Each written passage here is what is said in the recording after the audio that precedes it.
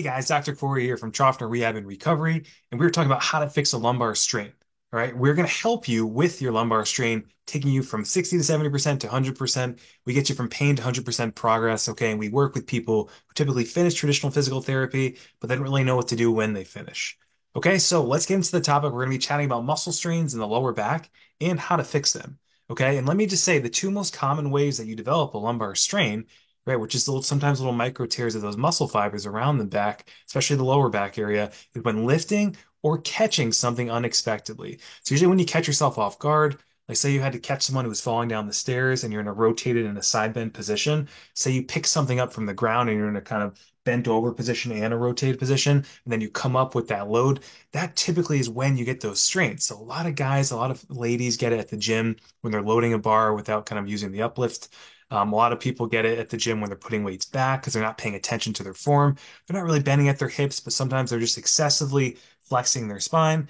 And it's not bad to happen every so often, but if you're doing it repeatedly over and over and over again, and you're doing it with load, you're going to make it worse and worse. Eventually, you can have a disc rupture or disc bulge as well with that strain. Okay. And sometimes it looks like a disc bulge or a disc rupture, and you'll have that pain radiate down your leg because the inflammation from the strain gets so bad that it kind of compresses outwards a little bit and pushes into the nerves and other things, especially that sciatic nerve that travels down your leg.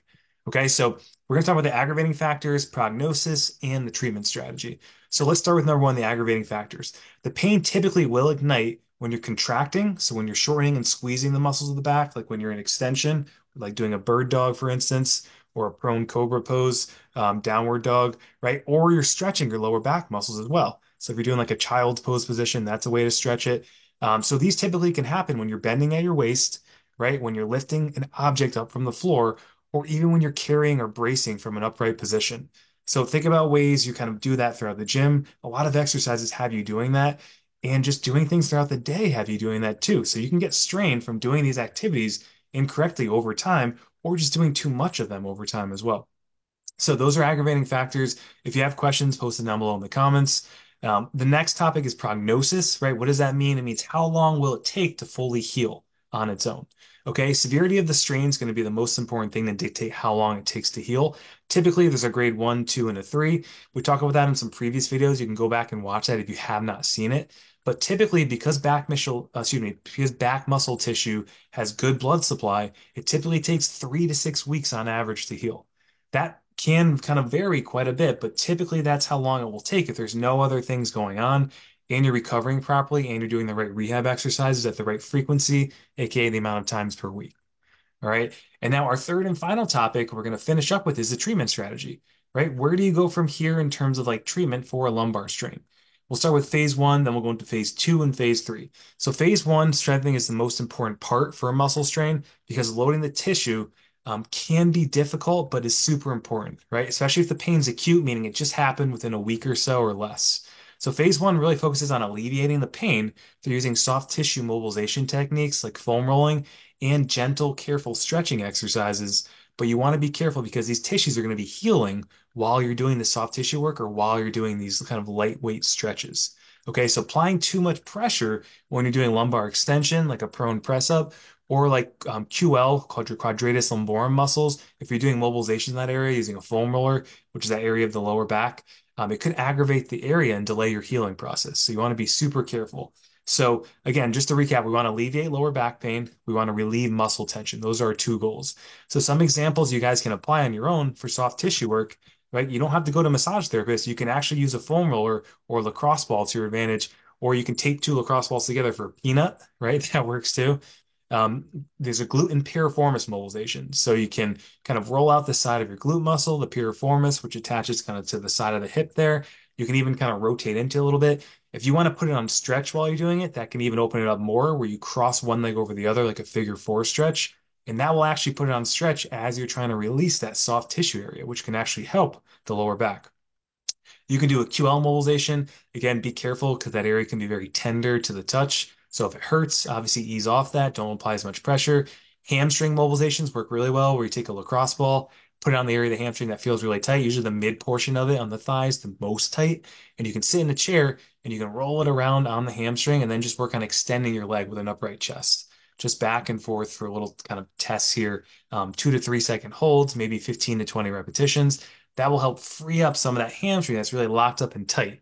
And the reason why all these muscles around your back get really tight when you have pain is because you're not doing the same things you were before you had the pain, right? So you're kind of spending more time sitting, you're spending more time resting, laying around, because that's typically what the doctor told you. They said take 2 weeks off, rest, decompress, don't do too much activity. Okay, so those are some exercises you can do. Then as you get towards the end of that, you can work on pulling your knee to the opposite kind of shoulder area, and that'll stretch that glute piriformis a little bit. You can do a hamstring stretch with a strap laying on your back, hip flexor stretch and half kneeling, right? Even working on a little bit of quadruped on your hands and knees, like cat-cow exercises for lumbar flexion and extension to open that up. So that is phase one. Phase two, it's important to gradually work on spinal mobility as your pain decreases and decreases to avoid that area becoming even more stiff than it already was. Okay, so we want to really regain full spinal mobility and we want to alleviate more of that muscle back pain area. And we want to work on hip mobility as well. Okay, if you feel really good towards the end of phase two, you can introduce early glute and core strengthening. And when I say core, I mean anywhere from the bottom of the chest all the way down to the knees. That is your core, okay, not just your abdominal muscles. So good exercise for this are just working on pelvic motion, lower back motion, and even hip motion. Okay. Standing pelvic tilts are great to work on lumbar flexion and extension. Child's pose is another way to do lumbar pelvic tilts as well. Okay, prone press ups, laying on your stomach, pressing up. You can do lower trunk rotations like windshield wipers with your knees bent or using a kind of physio ball underneath your legs going back and forth. Seated figure four stretch is great for the piriformis to stretch that a little more intensely than you did in phase one, right? You can do a kind of cross figure four stretch in sitting. You can lay on your back and pull the leg up and do it, or you can do a pigeon stretch on the box. Okay, and if it's too intense on the box, typically you want to go up to a higher surface or you don't want to cave your trunk forward as much. All right. The other stretches you can do kind of pulling the knee across the body, like in a more aggressive lumbar rotation stretch, which we did in phase one. And then you get into some of the strength work, right? You can do a banded bridge with a band around your knees to kind of work that hip abduction to work on your glutes. You can even put a ball in between your knees to squeeze to work on more of the core and the groin muscles called the adductors. You can do a lateral squat walk, everyone's favorite, right? That one's going to really target your glute medius muscles on the sides of the hips. That one keeps your pelvis nice and level as you're doing activity and bending over. And then pal off press is one of my all-time favorites, where you have a band attached to something and you're kind of coming out with it, holding for 5 seconds, and then coming back. And you can do that in a variety of positions. You can do it in kneeling, right? On tall kneeling on both knees, half kneeling on one knee with the other leg in front. Or you can do it as well in like a lunge position, which is the hardest of those three. Okay, so you can kind of vary how difficult it is as you go through your activities. And then phase three, typically when your pain keeps decreasing, right, you'll keep going down those phases. Pain should be minimal and absent with most of your daily activities or tasks. Okay, this is where you can start adding more resistance, start adding more exercises to target your glutes and your spinal area as well, because you want to increase their capacity to handle more force and maximize that tissue integrity while reducing the risk of future injury or trauma. Okay, so with that being said, there are a bunch of exercises you guys can try. I'll give you just a few examples here. You can do fire hydrants with a band or a knot. Those are on your hands and knees where you pull one leg out to the side, right? And then bring it back to the body. Single leg bridges and hip thrusts are awesome. You can do them off of a bench or off of the ground, up to you, whatever you prefer.